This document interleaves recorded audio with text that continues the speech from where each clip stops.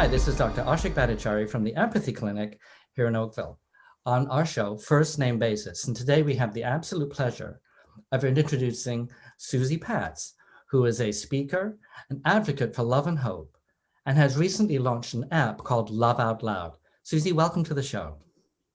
Thank you so much, Ashok. I'm so grateful to be here today and to get to talk to you with all your knowledge and everything that you do. So I'm very excited. Now, we actually connected in December. I was just checking out to see when did I first connect with you? And I know that prior to connecting with you, I was a crusty psychiatrist working in an office for 35 years saying, I need to do more. Now that this pandemic is on top of us, I need to get my message out to a few more people. And you, I don't know how you did it, you kept on popping up on my LinkedIn feeds with love, love, love, love everywhere. And I'm thinking, who is this person talking about love? So then once I started to connect with you and learn about your brand of what you're talking about, I wanted to hear more about that. So to you, what is love?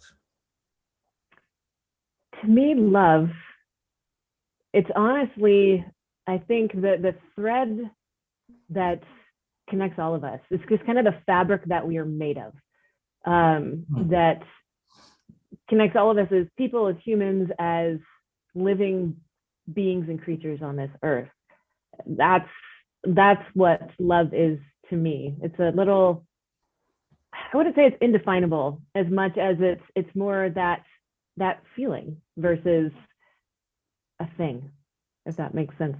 Well, I am often asked, and I remember when I was a child, I asked my mom, when will I be in love? And she said, you will know. I said, what? Tell me, I need a definition. And of course, I'm a psychiatrist and I've looked for definitions of love many, many times. And I don't think there's anything that really encapsulates the totality of what love is. And that's because, as you so correctly say, it's a feeling.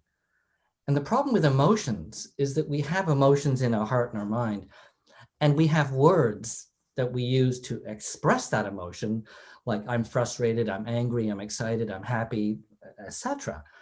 But the word love, even though it's an emotion, it's a feeling, it's a sensation, it's physical, it's mental, it's spiritual, it's everything all.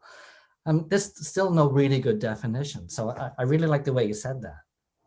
Yeah, no, I'd agree. And I have to say, it is hard to find words to describe it. And I'm always in awe when you find somebody that can kind of, whether it's through comparison or that can take their words, whether it's a brilliant poet or an author, but can take their words, and as you're reading it, it just somehow encapsulates what love is. But I think that how each of us feels it may be a little bit different. So that's what's interesting.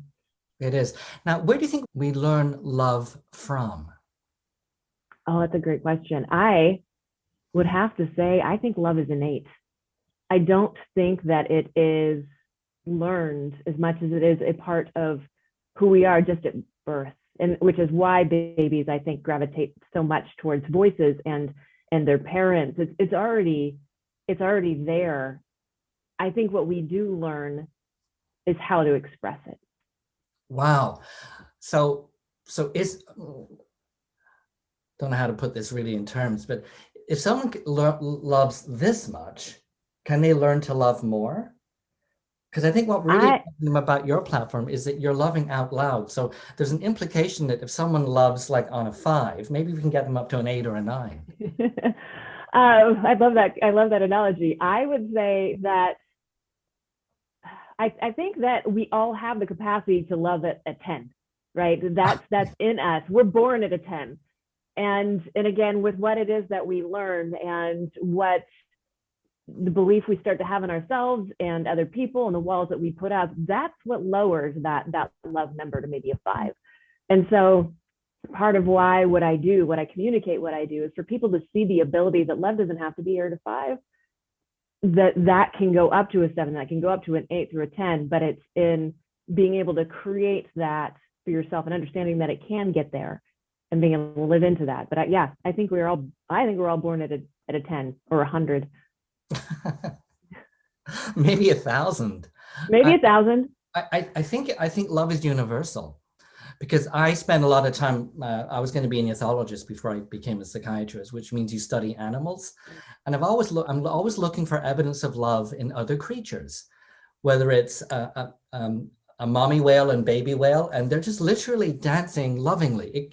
There's no purpose to it. They're not feeding, they're not defending themselves. They're just loving. And there are these huge creatures in the water, not really minding anybody, but clearly there's love. And I noticed that many other creatures appear, at least from my perception, to love each other. Yeah, no, I think you're 100% right. And when we were talking before, like, what is love? Just that fabric that connects us, again, as this innate feeling. It's just there. And I love how you kind of described it as a dance, because I think it is. I think it is a dance. Now, I often talk about friendship and love, because one of my ideas is how we do maintain long-term relationships. And long-term relationships, I mean, anything more than 6 months, certainly anything more than a couple of years, and hopefully permanently. But I always differentiate friendship from love. And I was really curious how you look at the difference between love and friendship. Oh, that's a great question. And it's interesting that you differentiate. To me, I see it as the same. I almost see it as just different, I guess, flavors of love. Like if you're a really big fan of potato chips, like your favorite may be barbecue, but that doesn't mean you don't love all of the other potato chips, just differently. So for me, friendship is love. It really is. And it's just a different flavor. I think a lot of people, when they think of love, they almost have it attached to, it has to be a romantic relationship. You know, again, if it's the fabric of who we are and it's everything that we do and it's what connects each other, it's going to be in all of our relationships. Okay, so sometimes I'm working with someone and I might say, well, do you love that person if they're starting a new relationship? And they might say, well, I like them, or I really, really like them, or I really, really, and does like eventually become love, or is it just a different feeling? I think people are afraid of love. I think that we're conditioned again to feel like it has to be this big, huge, over the top feeling. And that if we say it, that means, you know, commitment, that person is the one. And I think when we just even say like, or, I mean, I think what we're really communicating is love. I think that's that feeling that there's almost this fear, or this, how we're kind of programmed or taught to recognize what it is, that love has to be like when you watch movies, right? This amazing, fantastic thing that's magical and comes out of nowhere. And yes, that exists. Exactly. And that exists. But again, there's so many other different flavors. There's so many other different flows to love, if you will. Mm-hmm. Sorry, I'm playing with my guitar pick. That I think that's friendship. Friendship is just kind of one of those different levels, one of those different flavors of love. Well, I notice sometimes, when I have an argument with my wife, she might say, she's not here, it's okay. She might say that, you know, I'm really upset with you. I still love you, but I don't like you right now, or I'm very angry with you. And I'm always interested in how different emotions can happen inside the context of love, but those emotions can happen and the love doesn't really necessarily change, but those emotions are happening and the love is happening at the same time. Do you notice that too? I do. I totally do. And I love that comparison that your wife said, because I think that's just it. If the love wasn't there and she said, I don't like you, she wouldn't be there anymore. She wouldn't even be having that conversation. It would just be done. Right. But that's how you know. That's how you know that love is still there. She's there. She's willing to have that conversation with you, and she's willing to tell you where she's at, what it is that she's feeling. Well, for April Fool's, she bought me 6 yards of topsoil for our garden. So I'm definitely shoveling the love. Oh, your wife sounds amazing. She's great. Love it. Empathy. So I run a place called the Empathy Clinic, and I started that over 30 years ago, actually. And I'm not an expert in empathy.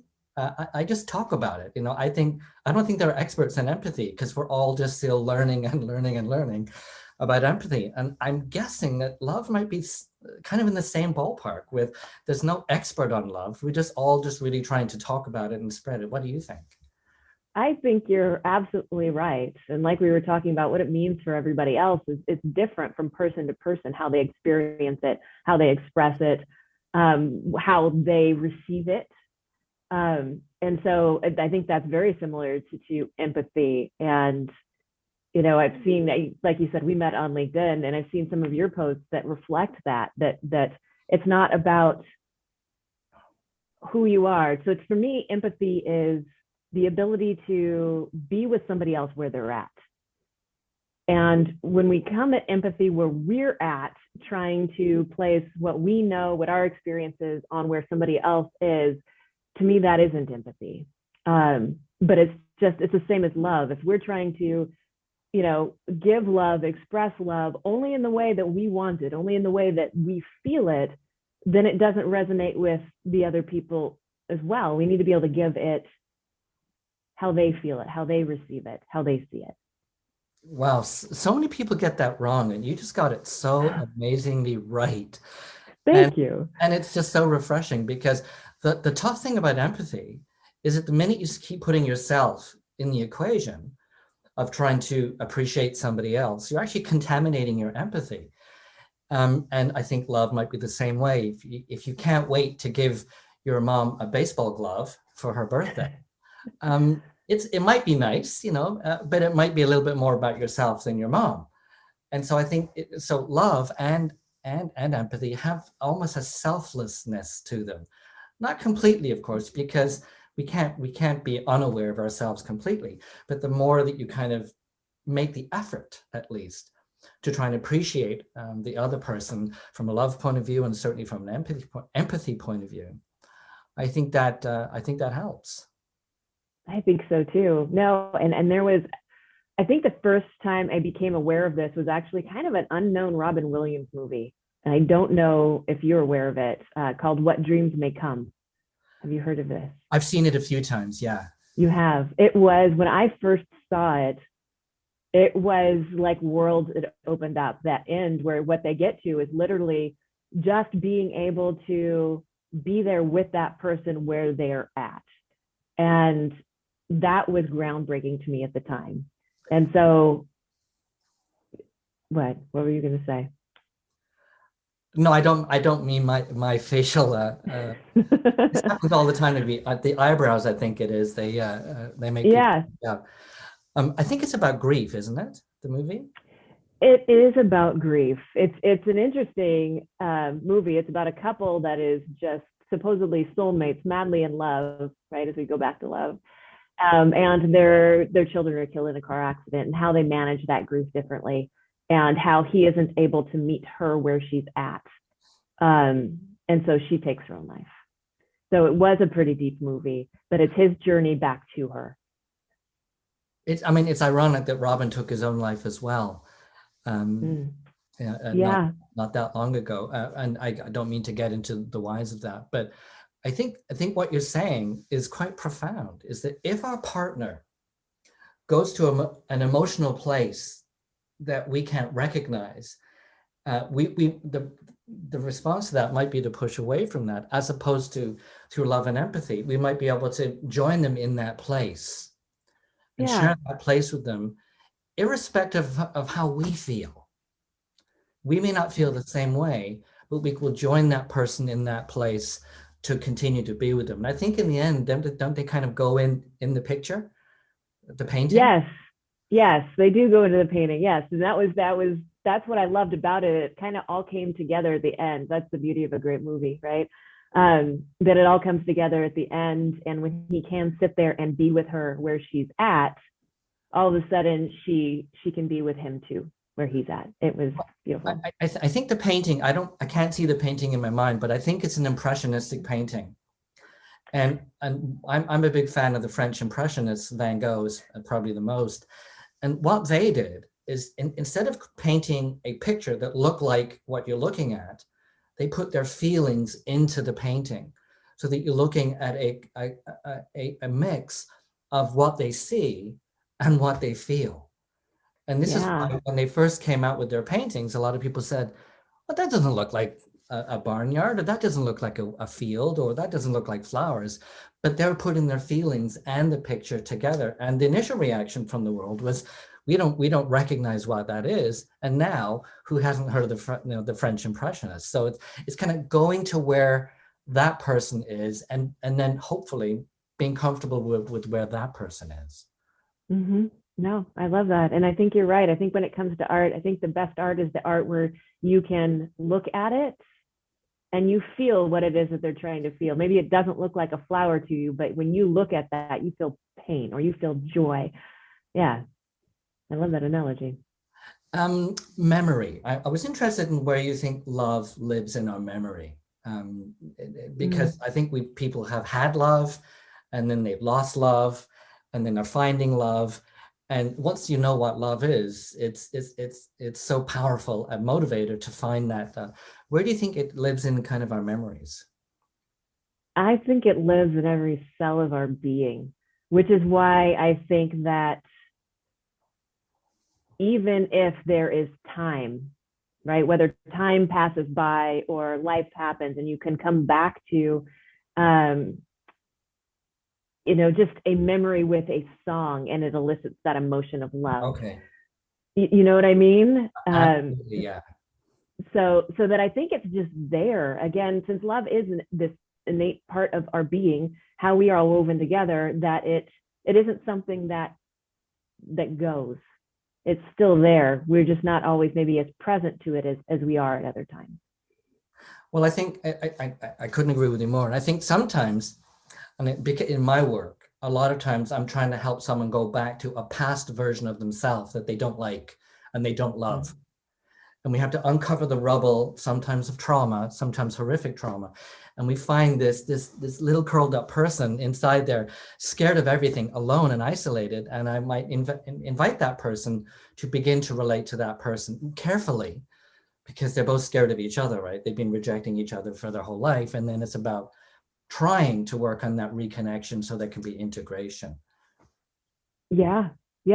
I think that's incredibly powerful, because what to me you just said was the ability to love yourself.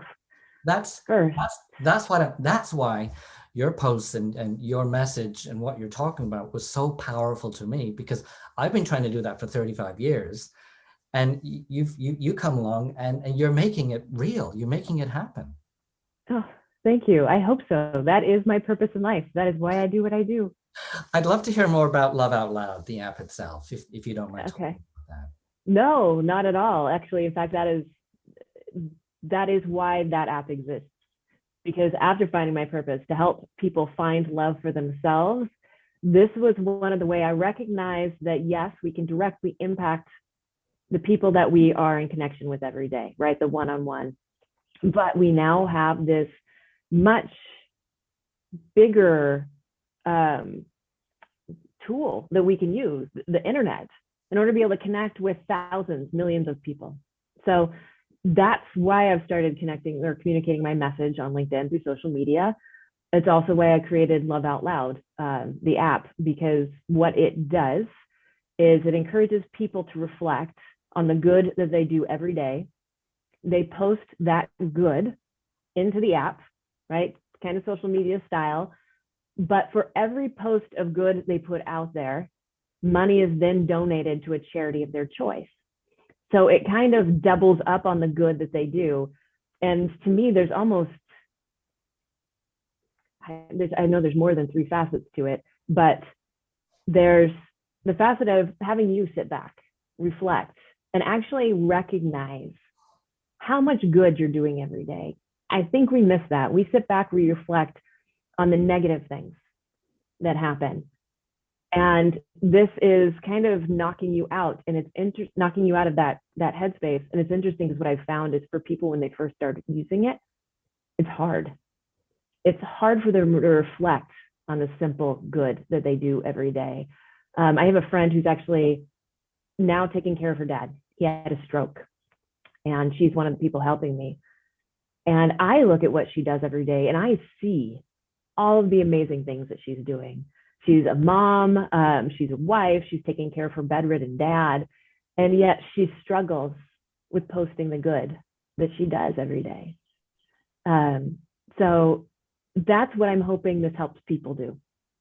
One facet, get over that, being able to see, recognize, find that love for themselves and really appreciate who they are and all the good that they're doing. And then, you know, posting that good in a forum, creating a community where you can go through and literally be like, oh my gosh, that was such a good thing. I want to do that too. Giving people ideas, giving people that, you know, the reflection of going through and seeing all the good that other people are doing, whatever else is out there, and just feeling good about all of that, that the world isn't this incredibly terrible place. And then, of course, the third facet is it gives money to people that are already doing good and giving back out there and helping to further their cause. So it's been really exciting. Malala Fund is helping us test. I don't know if you're familiar with Malala. She was the girl that she was hunted down by the Taliban when she was 15 and shot. Yeah, for advocating for children's education, and she's now the youngest Nobel Prize laureate. So we're incredibly grateful to be able to be, you know, helping her further her mission and kind of create this new world. So that's what Love Out Loud is about. Like I said, kind of foundational right now, but an app available on the App Store. Well, I think what is so golden about it, Suzy, is that it points out that one person can make a difference. And one person's effort can make a difference, and one person's love can make a difference. And if we all kind of virtually, of course, held hands and supplied the energy of love to our planet, to each other, to anything that causes us to feel isolated or alienated from ourselves and from each other and from nature even sometimes, I think the world would be a much, much better place. But we have to get the message out. And this is, I think, what you're doing such a good job, is that you can make a difference. Just one person can make a difference. And that's why I think it's such a powerful message. Yeah. Yeah. And I think together, each of us, one person making a difference is what makes this world amazing. Being able to focus on that. I always said if every grain of sand in the desert said, I'm bored, let's go somewhere else, there would be no desert. That's good. I like that.